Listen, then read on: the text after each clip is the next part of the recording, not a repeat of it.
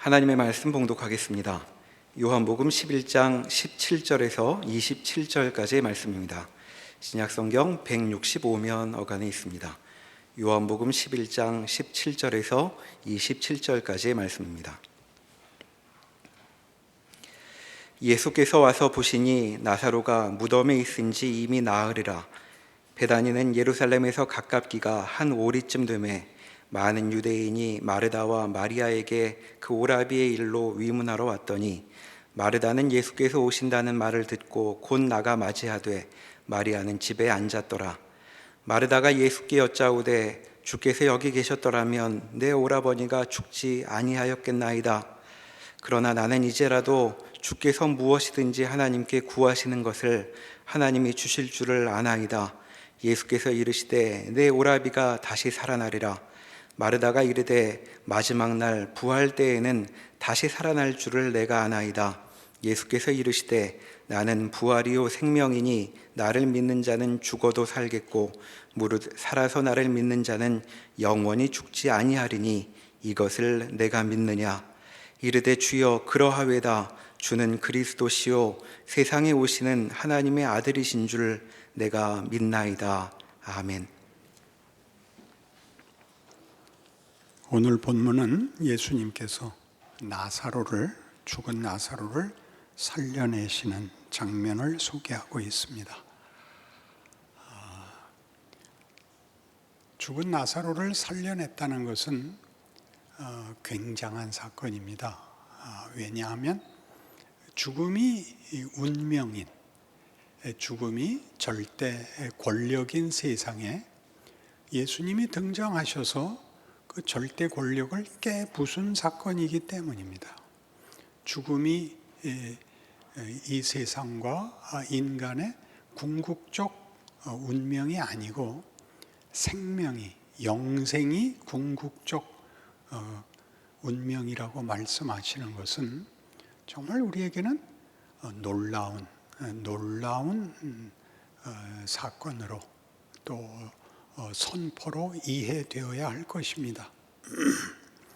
그러나 오늘 본문에도 보다시피 마르다의 대답들을 보면 이 부활은 나중에 종말론적 사건으로 죽은 후에 천국에서 다시 깨어날 것으로 이해되고 있지, 지금 일어날 수 있는, 그리고 예수 안에서 이미 일어난, 예수 믿는 사람들에게는 죽음이 운명도 아니고 권력도 아니고 영생이 우리의 권능이며 운명이라는 사실을 이해하는 일을 잘 이해하지 못하고 실천하지 못하고 있습니다. 그 가장 큰 이유는 영생의 세계로 부활의 권능으로 와 있다고 아무리 생각하려고 해도 우리 현실적 삶이 아직도 죽음이 최고의 권력이고 최고의 공포이기 때문에 그렇습니다. 그러니 믿음은 가졌고 죽은 다음에 다시 살아날 것은 믿지만 지금 내가 예수님의 선언한 바와 같이 나를 믿는 자는 죽어도 살겠고 여긴 쫓아오는데 살아서 나를 믿는 자는 영원히 죽지 아니하리라는 현실감이 없는 겁니다. 그래서 이 산다는 문제, 생명이 사망을 이기는 세계에 살고 있다, 우리가 거기에 속해 있다라고 하는 것은 매우 중요한 일입니다. 그리고 현실적으로 이해해야 되는 문제입니다. 그러니까 여기 오늘 본문에 이어서 나오는 33절을 보시면 예수께서 그가 우는 것과 또 함께 온 유대인들이 우는 것을 보시고 심령의 비통이 여기시고 불쌍히 여기사 이르시되 그를 어디 두었느냐. 이르되 주여 와서 보옵소서 하니 예수께서 눈물을 흘리시더라 하는 이 내용을 연결시키지 못합니다. 예수님의 우심, 예수님의 민망함은 이런 뜻입니다. 내가 너희를 이렇게 만들지 않았다. 이런 죽음과 못남의 결국으로 목적하지 않았다. 내가 인간을 만들 때에는 우리 하나님의 형상으로 영광과 복됨의 승리자로 만들었다. 그래서 이 죄 아래에 있는 이 죄인된 인류의 현실적 비극에 대하여 예수님께서 분해하시는 겁니다. 그래서 그가 나사로를 살리셨으면 마찬가지로 우리를 이런 죄와 사망의 비극과 비참과 절망에서 구원하여 소망과 승리 속에 이미 불러내 주셨다는 것을 이해해야 합니다. 우리 11장에 오도록 이 사건의 내용을 이해시키는 요한복음 8장에서의 가늠한 여인의 사건도 그렇습니다. 나도 너를 정죄하지 아니하노니 가서 다시는 죄를 범치 말라. 이것은 도덕적인 성결과 부활을 얘기하는 것보다 더 크게 이런 죄짓고 비참하게 사는 인생으로 살지 말고 내가 너희에게 목적한 영광된 삶을 살아라. 이런 초대입니다. 우리는 이것이 다 도덕성과 죄다 아니다 라는 윤리적인 문제에 갇히는 바람에 우리의 부활 생명과 우리에게 허락된 예수를 믿는 자의 권세를 실제화시키는데 늘 실패하곤 합니다. 9장은 뭐였죠? 9장은 실로암 사건입니다. 우리는 못 봤고 몰랐고 무지했고 무력했으나 예수님이 오셔서 우리를 보게 하시며 납득시키시며 경험케 하시며 분별케 하십니다. 그것이 신자들의 이 세상에서의 현실입니다. 하나님이 우리로 부활과 영생을 깨우치시며 죄 아래 신음하고 낙심할 수밖에 없었던 것과 대조시키는 인생을 살아 우리를 항복시키는 시간이 현재입니다. 그러니 영생을 약속받았고 나사로를 일으키신 하나님이 나에게 같은 믿음을 고백해 하시면서 왜 아무것도 보상해 주지 않는가라고 원망으로 뛰어들어가는 것은 이런 부활 생명이 사망 권세와 대조되는 현실과 인생 속에서 우리를 차근차근 납득시키는 과정을 갖고 있다는 것을 모르기 때문입니다. 궁극적 승리와 보상은 천국에서 있을 것입니다. 그러나 지금 우리의 현실적 인생 속에서 하나님은 우리의 인류의 선조가 선택했던 자기 주장, 그것과 하나님이 목적한 것을 대비시켜서 우리의 선조의 실패를 그냥 지워버리는 것이 아니라 그 선택이 가지는 결과와 내용과 하나님의 목적이 가지는 결과와 내용을 대조시켜 우리를 승복시키는 시간을 가지고 우리로 하여금 하나님의 약속과 선언들을 현실에서 이 사망이 아직도 최종 권세인 것 같이 으르렁거리는 위협과 공포 앞에서 하나님의 사람일 수 있는 기회를 주십니다. 그래서 민수기 14장을 찾아가면 이 문제에 대한 고전적인 구약 역사에서의 교훈이 있습니다. 민수기 14장을 찾아가 보겠습니다. 민수기 14장은 구약 성경 217페이지 어간에 있는데 그 앞은 뭘까요? 13장입니다. 맞습니다. 여기까지 오는데 35년이 걸렸습니다. 여러분 뇌를 경직 상태에서 좀 풀어놓고 싶어서 그렇습니다. 민수기 13장은 유명한 사건이 기록되어 있기 때문에 기억해야 할 장입니다. 가데스 바네아 사건이죠. 가데스 바네아라는 곳에서 가나안을 들어가기 위하여 12 정탐꾼을 파견했던 자리이고 실패했던 자리입니다. 12명의 정탐꾼 중에 10명이 그 땅을 악평하고 못 들어가겠다고 반발해서 여호수아와 갈렙의 그 권면에도 불구하고 모두가 다 울며 밤새도록 원망하고 들어갈 것을 포기하고 하나님 앞에 벌을 받게 되는 자리입니다.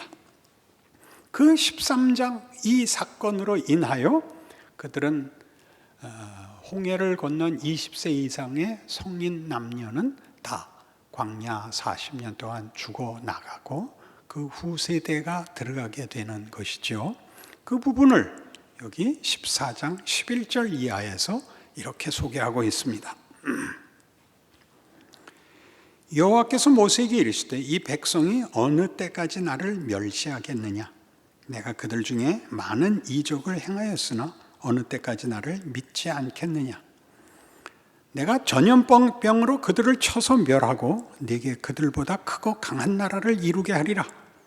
모세가 여호와께 여짜오되 애굽인 중에서 주의 능력으로 이 백성을 인도하여 내셨거늘 그리하시면 그들이 듣고 이 땅 거주민에게 전하리이다. 주 여호와께서 이 백성 중에 계심을 그들도 들었으니 곧 주 여호와께서 대면하여 보이시며 주의 그 구름이 그들 위에 섰으며 주께서 낮에는 구름 기둥 가운데서 밤에는 불 기둥 가운데서 그들 앞에 행하시는 것이니이다. 이제 주께서 이 백성을 하나같이 죽이시면 주의 명성을 들은 여러 나라가 말하여 이르기를 여호와가 이 백성에게 주기로 맹세한 땅에 인도할 능력이 없었으므로 광야에서 죽였다 하리이다. 이제 구하옵나니 이미 말씀하신 대로 주의 큰 권능을 나타내옵소서.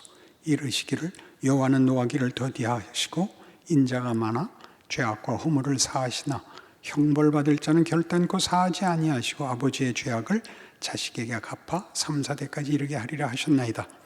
구하옵나니 주의 인자의 광대하심을 따라 이 백성의 죄악을 사하시되 애굽에서부터 지금까지 이 백성을 사하신 것 같이 사하시옵소서.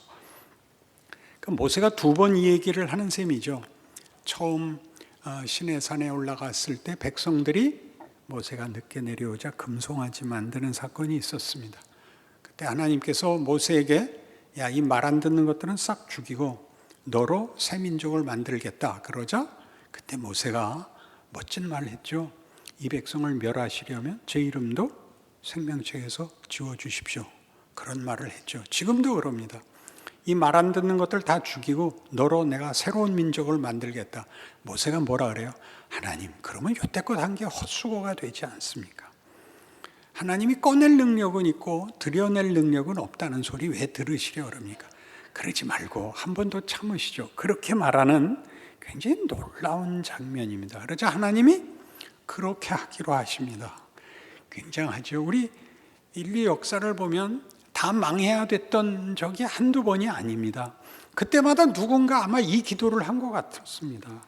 하나님, 그냥 여태껏 이 몇천 년을 참아오셨는데 뭐 이런 거 갖고 그러세요. 그렇게 하나님 앞에 기도해야 되는 책임이 교회에 있는 셈이죠. 그래서 하나님께서 뭐라고 답하시느냐 하면 20절 여호와께서 이르시되 내가 네 말대로 사하노라. 그러나 진실로 진실로 내가 살아있는 것과 여호와의 영광이 온 세계에 충만할 것을 두고 맹세하노니 내 영광과 애굽과 광야에서 행한 내 이적을 보고서도 이같이 10번이나 나를 시험하고 내 목소리를 청정하지 아니한 그 사람들은 내가 그들의 조상들에게 맹세한 땅을 결단코 보지 못할 것이요 또 나를 멸시하는 사람은 한 사람도 그것을 보지 못하리라. 이런 굉장한 형벌이 주어집니다. 그들은 가나안에 못 들어가고 그들은 다 이 광야에서 죽고 말 것이다. 굉장히 엄한 벌을 내리신 것으로 보이지만 내용은 이것입니다.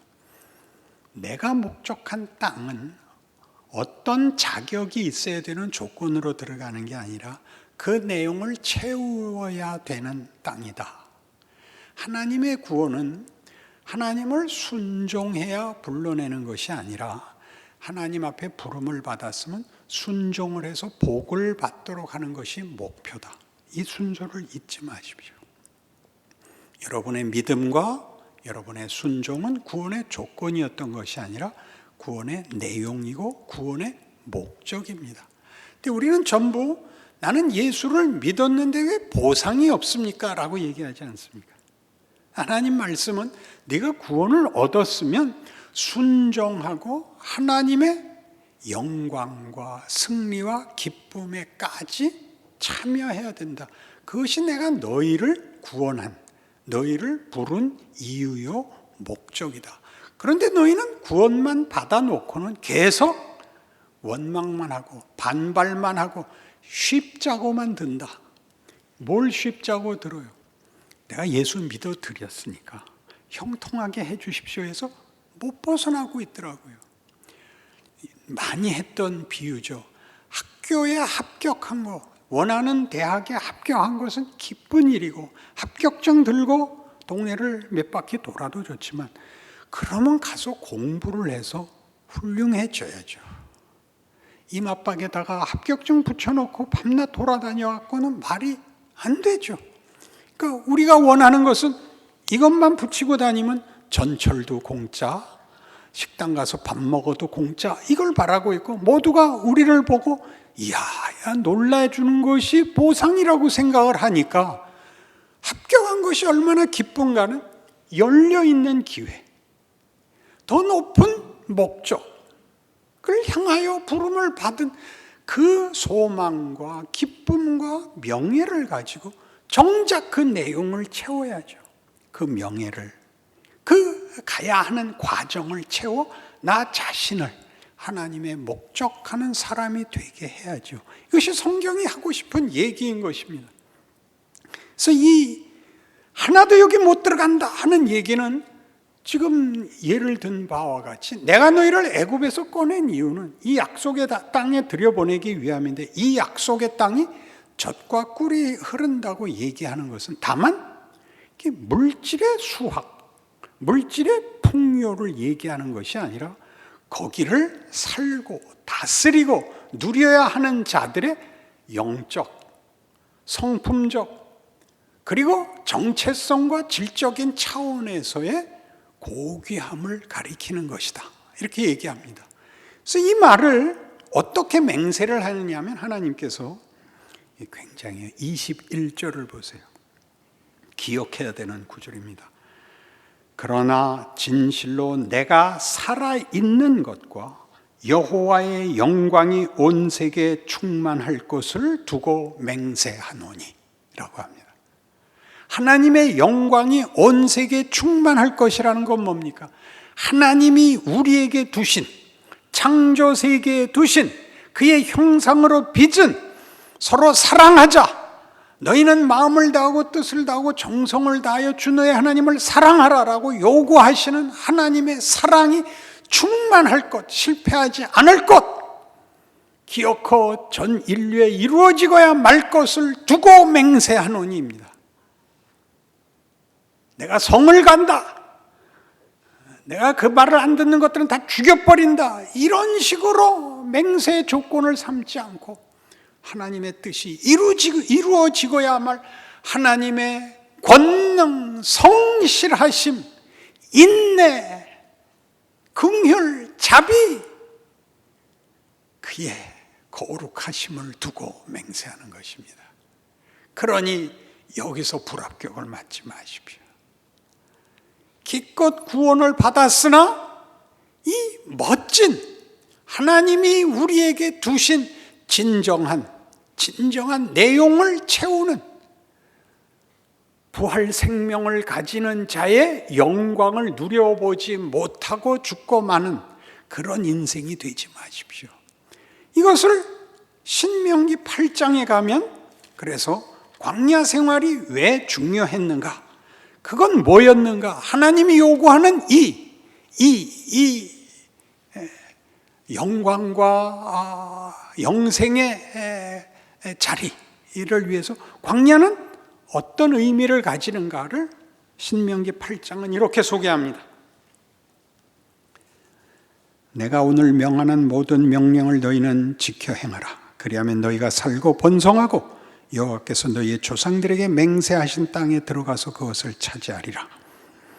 네 하나님 여호와께서 이 40년 동안에 네게 광야길을 걷게 하신 것을 기억하라. 이는 너를 낮추시며 너를 시험하사 네 마음이 어떠한지 그 명령을 지키는지 지키지 않는지 알려 하심이라.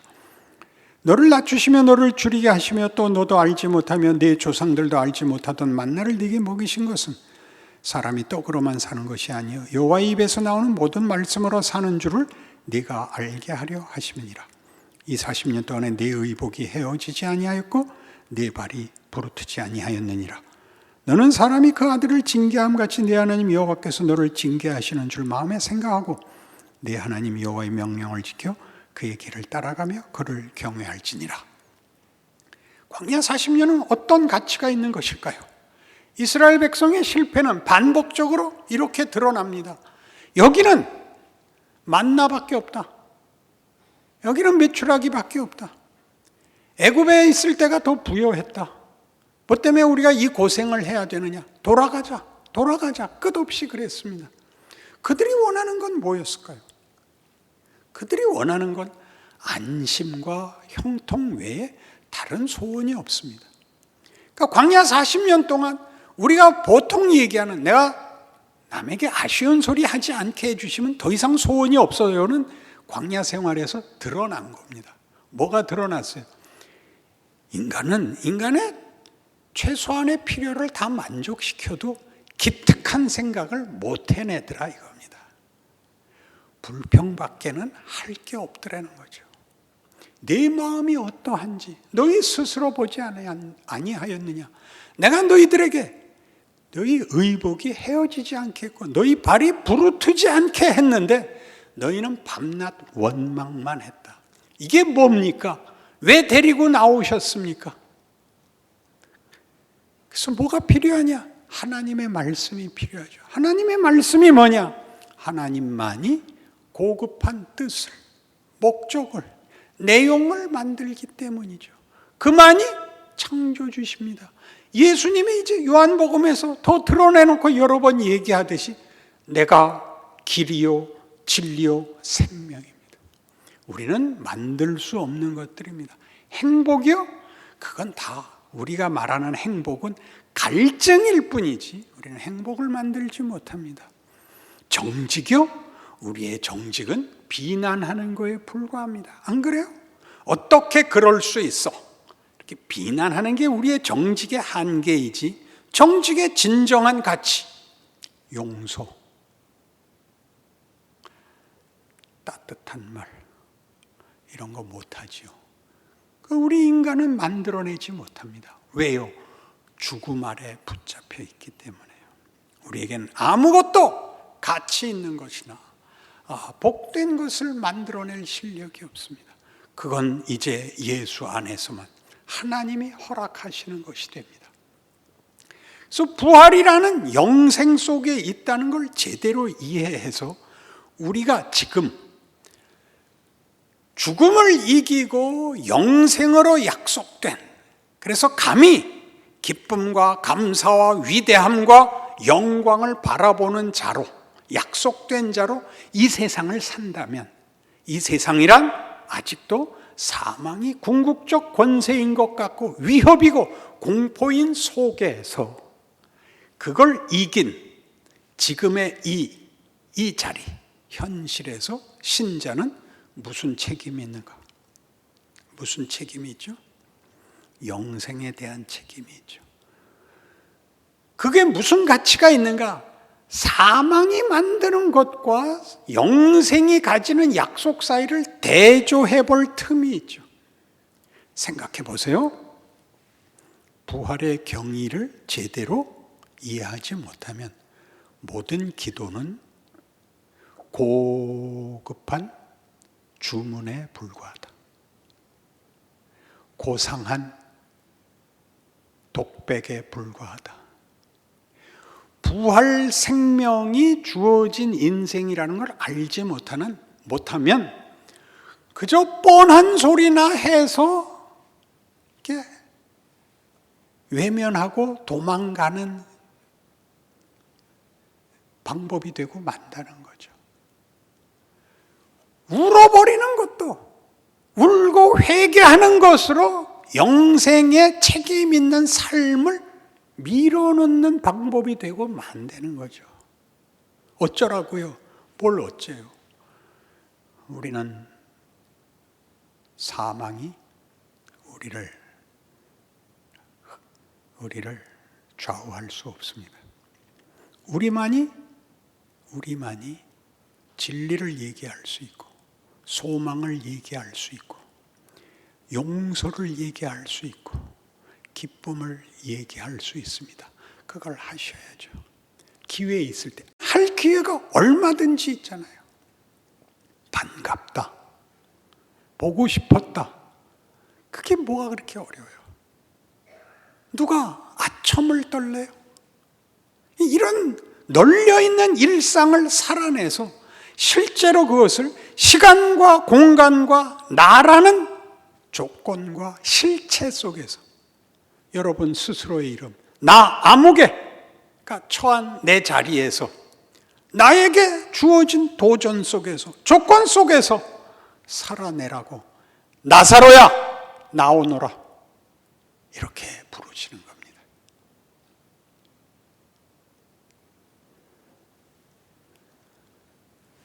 아멘을 안 하는 이유는 무엇일까요?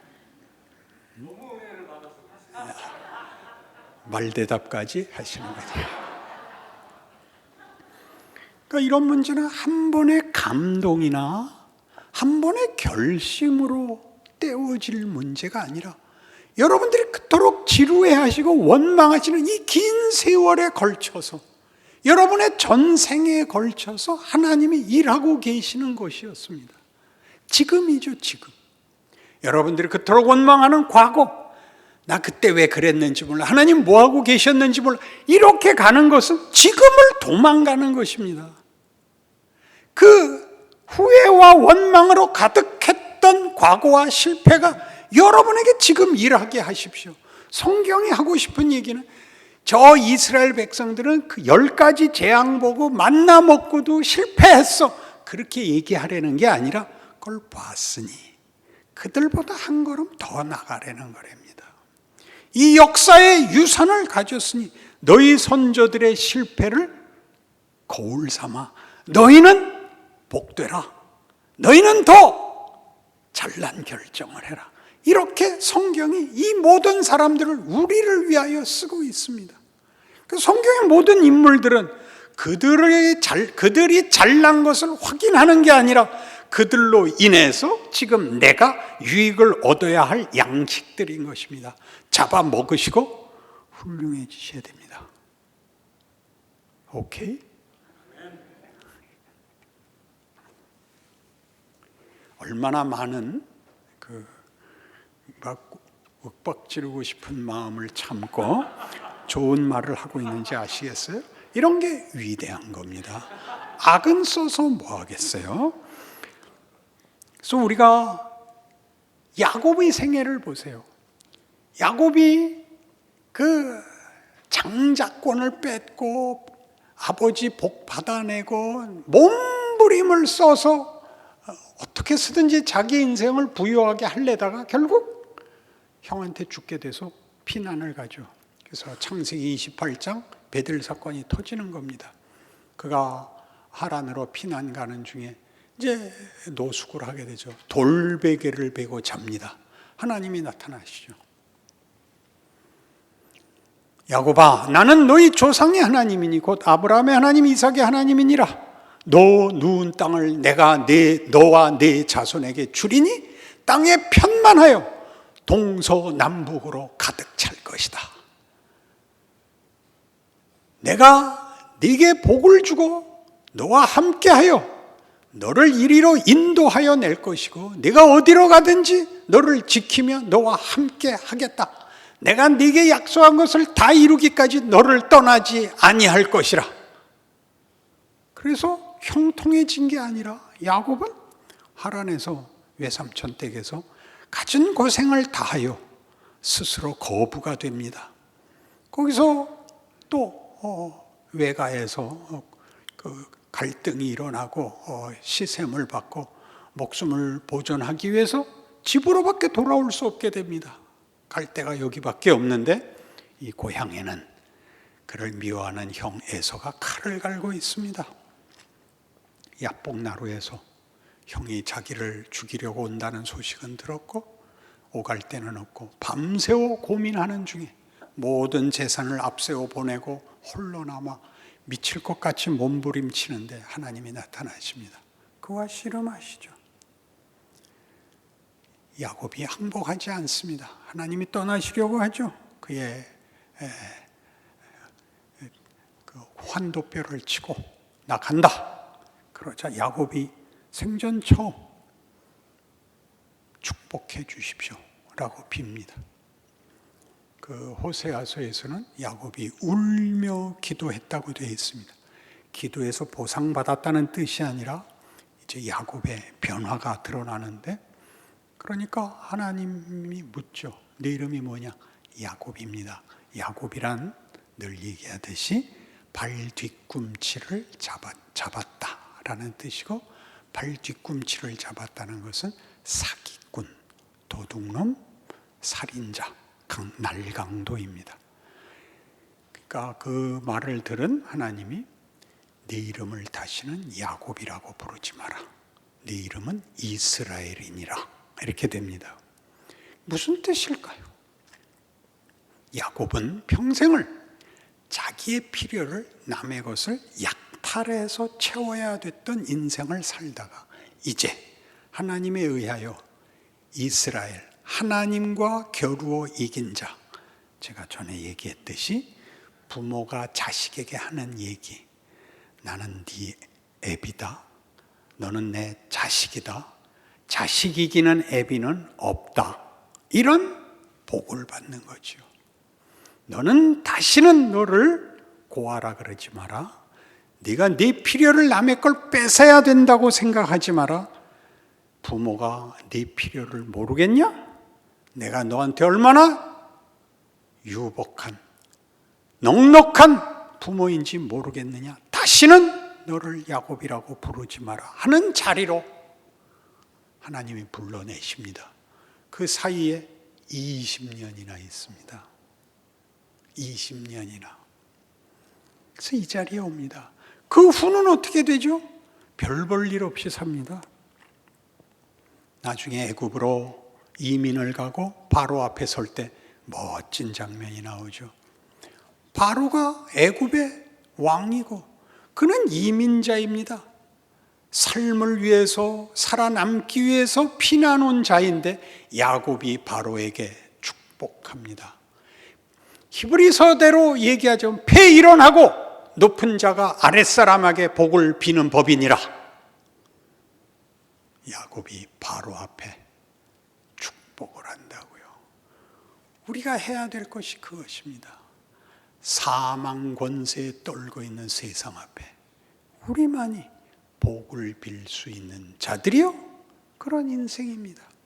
하나님께서 우리를 완성하시며 우리가 가진 지위와 영생의 영광을 확인하시며 기회와 형편을 주시며 우리로 하여금 세상을 복되게 하시는 하나님의 은혜를 나누는 일을 맡기십니다. 이 귀한 인생을 사는, 그래서 지금 이 시간, 이 자리, 이 세상이 하나님이 나를 보낸 자리요, 하나님이 원하는 자리라는 것을 기억하는, 하나님이 기뻐하시는 목적과 내용과 증인의 자리에 부름받은 줄 아는 행복과 기쁨이 여러분을 이해시키고 여러분의 오늘을 살아내게 하는 귀한 하나님을 믿는 자녀의 복과 권능이 되시기를 바랍니다. 기도하십시다. 하나님 아버지, 은혜를 감사합니다. 우리의 인생에 복된 것과 우리 존재의 귀한 것을 확인했습니다. 이기고 나누고 축복하고 용서하고 인내하고 충성되고 그리고 자랑하고 감사하겠습니다. 지금은 우리 주 예수 그리스도의 은혜와 하나님 아버지의 극진하신 사랑과 성령 하나님의 동행하심이 우리의 생애가 기적 속에 있음을 기억하고 충성과 자랑을 약속하고 돌아가는 심령들 위해 영원토록 함께 있을지어다. 아멘.